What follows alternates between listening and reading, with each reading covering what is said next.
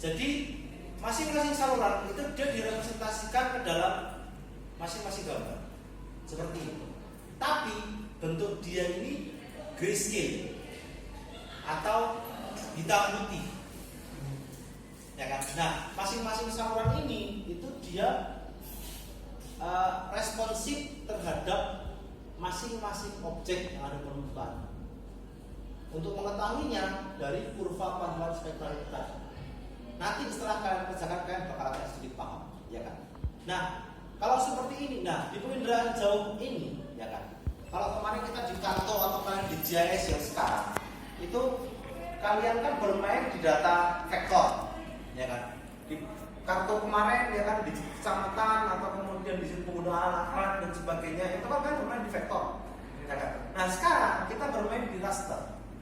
Kita bermain di raster. Raster ini prinsipnya adalah dia ada kotak-kotak penyusun gambar. Kotak-kotak penyusun gambar inilah yang akan kita jadikan sebagai alat ekstraksi informasi objek yang ada di permukaan bumi. Ya kan? Nah, akan tetapi karena keterbatasan pandangan manusia, ya kan. Jadi di situ kalau grayscale ini orang agak susah. Karena walaupun di situ dia bermain raster, dia tetap memerlukan tampilan visual untuk mempermudah dalam melakukan ekstraksi informasi. Karena satu saluran di sini dia grayscale, nah kemudian dibuatlah dia komposit atau kombinasi antar saluran. Nah, kombinasi antara saluran ini itu bertujuan untuk mempermudah kita dalam kita melakukan ekstraksi informasi karena dapat membantu dalam melihat tampilan secara visual. Walaupun ekstraksi informasi data kita itu formatnya basisnya raster. Nah, kombinasi atau komposit antar saluran itu ada bermacam-macam. Ya, biasanya di situ itu untuk menonjolkan objek-objek yang ada di permukaan bumi. Caranya seperti apa? Caranya adalah kita melihat di mana objek itu tinggi, di saluran mana objek itu tinggi. Nah, seperti yang kita ketahui bahwa saya katakan tadi bahwa gelombang elektromagnetik itu terdiri dari beberapa saluran, ya kan? Yang bisa kita lihat itu hanya saluran visible atau saluran biru, hijau, dan merah. Nah, kalau misalkan di situ kita kasih jendela ini, ya, bayangkan jendela ini itu adalah dia rentang dari gelombang elektromagnetik. Saluran biru, hijau, dan merah yang bisa kita lihat itu hanya sebesar celah kecil saja. Sebesar celah kecil, jadi kita cuma ngintip aja lah, kita cuma ngintip aja di situ. Kecil, kita sebut itu sebagai jendela atmosfer dalam satu rangkaian gelombang elektromagnetik. Nah, kombinasi antar saluran ini itu bertujuan untuk merepresentasikan saluran-saluran yang tidak bisa kita tangkap oleh mata. Akan tetapi dia tinggi di objek-objek itu. Sebagai contoh misalnya, ya kan? Sebagai contoh. Nah, saya katakan tadi merah, biru, dan hijau itu adalah kombinasi saluran yang kita bisa lihat oleh mata, ya kan? Karena itu saluran visible. Nah, jadi ketika di sini dia ada slot R, ada slot G, ada slot B di sini, ya kan? Data lens set ini kita masukkan pada masing-masing slot. Jadi untuk saluran merah kita masukkan saluran merah pada lenset. Saluran merah di lenset itu ada di saluran 4. Terus kemudian saluran hijau itu ada di saluran 3, saluran biru itu ada di saluran 2.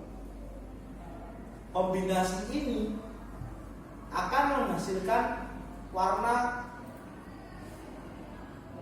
yang biasa kita lihat oleh mata. Gelap ya? Iya, Pak.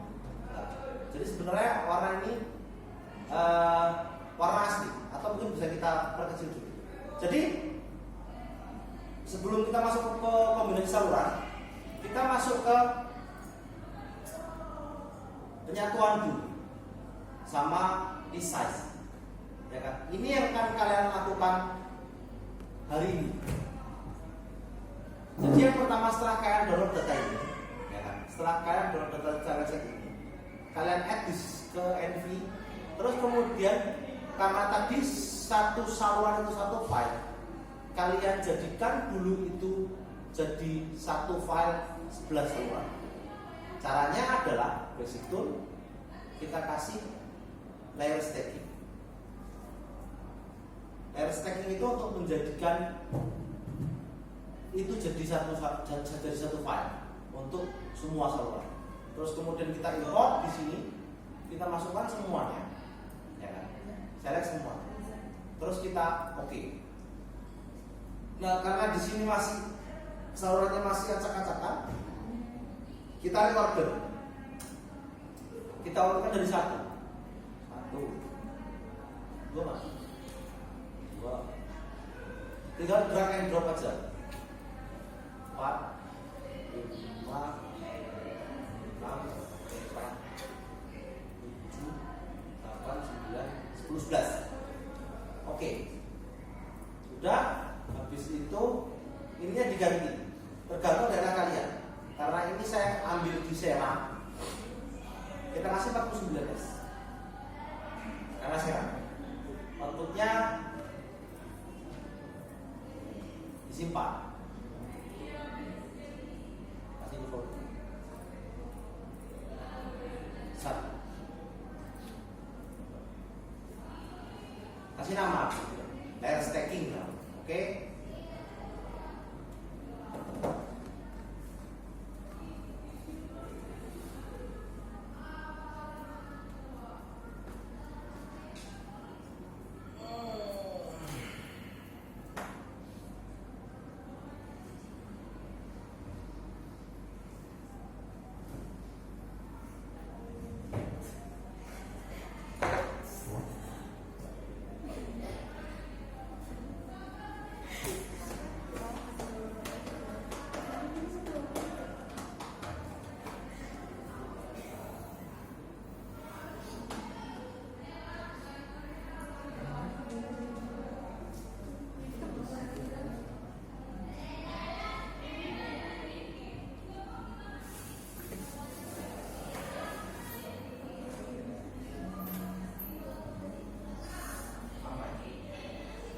Bulan soal.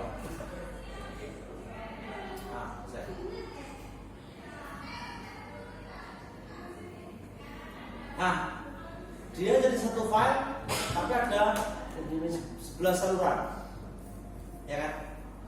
Dia jadi satu file, tapi ada 11 saluran. Jadi kalau misalkan kita bikin di sini kompositnya,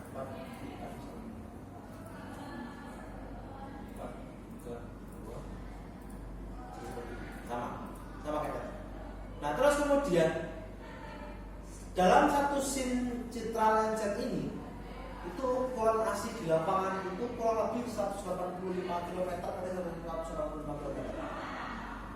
Itu kan tidak mungkin area kalian seluas itu, area kajian kalian. Nah, silakan nanti kemudian langkah selanjutnya yang kalian lakukan itu adalah kalian cropping atau kalian potong sesuai dengan daerah area kajian kalian. Karena pemotongan area daerah kajian ini bisa menggunakan SHP atau bisa juga menggunakan kotak merah ini. Kotak merah ini, saya putar. Nah, ini ada kotak merah. Nah, karena di sini kita area kajiannya belum ada, kita cari lokasi yang tidak ada awannya saja. Misalkan di sini kan nggak ada awannya. Nah, kita potong lokasi, sama kita kurangi salurannya.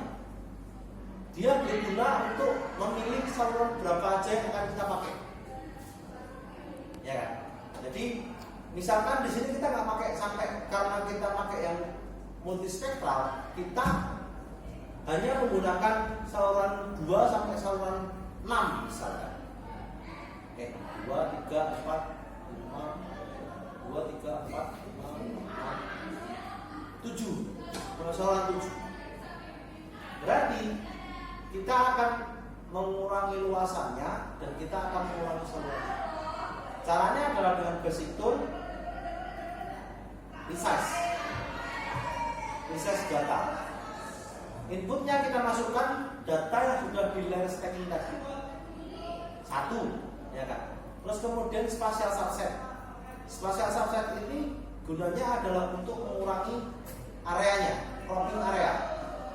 Bisa pakai SHP, bisa pakai gambar ini, kotaan. Kita sesuaikan dulu, ya kan? Bisa dibesar-kecilkan kotaannya. Sudah, ini area kita, baru kemudian kita oke kalau sudah.